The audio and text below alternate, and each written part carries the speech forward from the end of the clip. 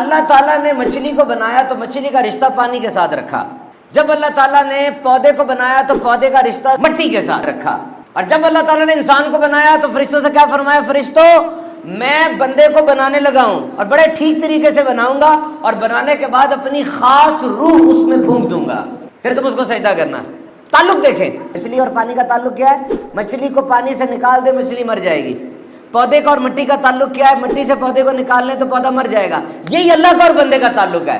اگر بندے کے دل میں اللہ کی یاد نہیں ہے، کنیکشن مضبوط نہیں ہے، بندہ مر گیا، وہ چل رہا ہے، پھر رہا ہے، بڑا دولت والا ہے، شہرت ہے، اگر کنیکشن اللہ کے ساتھ نہیں ہے اس کا، بندہ مرا ہوا، وہ اس کی روح میں وہ تازگی نہیں ہے، وہ بشاشت نہیں ہے، وہ پرپز آف لائف نہیں ہے اس کا۔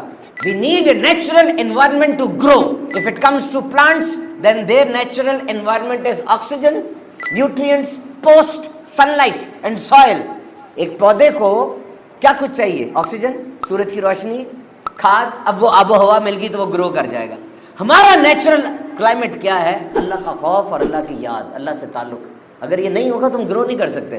اور یہ بھی بات یاد رکھنا، اگر مچھلی پانی سے نکل آئے، پانی کو کوئی فرق نہیں پڑتا، اگر پودا مٹی سے نکل آئے، مٹی کو کوئی فرق نہیں پڑتا، مچھلی نے اور پودے نے برباد ہو جانا ہے۔ پوری دنیا کے 8.5 ارب لوگ اگر اللہ کو ماننے سے بھی انکار کر دیں، اللہ کو کوئی فرق نہیں پڑتا، بندے نے برباد ہو جانا ہے۔ ریممبر یور کنیکشن ود رب شوڈ بی سو اسٹرانگ۔ فرماتا میں تمہارے دل کی رگ سے زیادہ قریب۔ یہ جگولر وین ہے، یہاں پہ جا رہی ہے۔ This is one of the biggest. The entire flow of blood from your lower body to the upper is from this special vessel. میں تمہاری شہرت سے زیادہ قریب ہوں، اور فرمایا میں تمہارے دل میں اٹھنے والے وسوسوں سے بھی باخبر ہوں۔ مجھے بتائیں، یہ شرک جو ہے اس کا تو دیگر اعضاء کو بھی نہیں پتا، یہ تو چھپی ہوئی ہے یہاں پر۔ اور دل میں اٹھنے والے وسوسے، یہ تو میرے ماں باپ کو، میرے دوستوں کو بھی نہیں پتا۔ شکل سے دیکھ کے اندازہ لگا لیتے ہیں ہم کہ یار یہ کیا سوچ رہا ہوگا، ہمیں دل کے وسوسوں کا نہیں پتا۔ یعنی اللہ کیا کہنا چاہ رہا ہے؟ اٹس یو اینڈ می، بس یہ تم اور میں ہوں، اے میرے بندے تو ہے اور میں ہوں، بس یہ ہم دونوں ہیں، اٹس یو اینڈ می۔ یار سوچو تو صحیح، جب ماں کے وجود کے اندر ایک انسان آ جاتا ہے تو ماں کو بھی نہیں پتا ہوتا، ماں کو نہیں نا پتا، وہ ایک سیل ہے۔ ابھی آج میرے جسم میں 30 کھرب خلیے ہیں، 30 ٹریلین سیلز، اور وہ جب ایک خلیہ جب زائگوٹ بنا، اور ایک خلیہ جب دیکھنے کے لیے آنکھ نہیں تھی، سننے کے لیے کان نہیں تھے، دھڑکنے کے لیے دل بھی نہیں تھا، سوچنے کے لیے دماغ بھی نہیں تھا، ماں کو بھی نہیں پتا تھا، اس وقت بھی رب کی رحمت تم پہ سایہ فگن تھی۔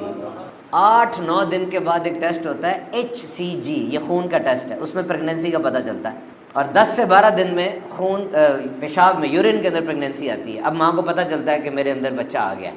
ویسے عام طور پہ 4 ہفتے بعد پتہ چلتا ہے، جب پہلے پیریڈ مس ہوتے ہیں تو 4 ہفتے بعد پتہ چلا اس کو، لیکن اندر تو ہو گیا ہوا کام، شروع ہو گیا ہوا نا۔ تمہیں کچھ بھی بنانا ہے، تمہیں لائٹ چاہیے ہوتی ہے، چاہے سوئی بنانی ہے، چاہے بوئنگ 747 بڑا جہاز بنانا ہے، اور وہ رب ماں کے پیٹ میں اندھیروں کے اندر صورتیں بناتا ہے، کسی کو نہیں پتا ابھی، اور وہ کام شروع ہو گیا ہے۔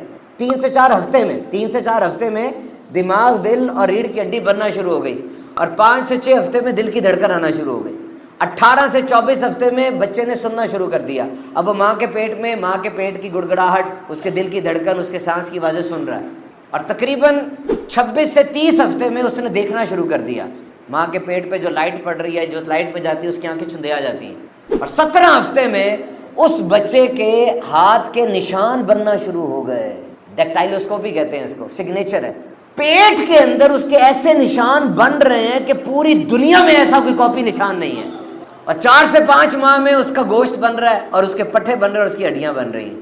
اب جا کے ماں باپ کو تھوڑی محبت ہونا شروع ہوتی ہے کہ یار کوئی بچہ آ گیا ہمارا، اور دیکھا بھی نہیں ہے، لیکن مجھے بتاؤ یہ کس مصور کی کام ہے، کس مصور کی کاریگری ہے، اور کس قادر مطلق کا شاہکار تیار ہو رہا ہے۔ اللہ کی رحمت وہاں بھی ہے۔ پھر 40 ہفتے گزر گئے، وہ بچہ دنیا میں آیا، ماں نے اس کو چمٹ لیا، میرا بیٹا، باپ نے چمٹ لیا، میرا بیٹا۔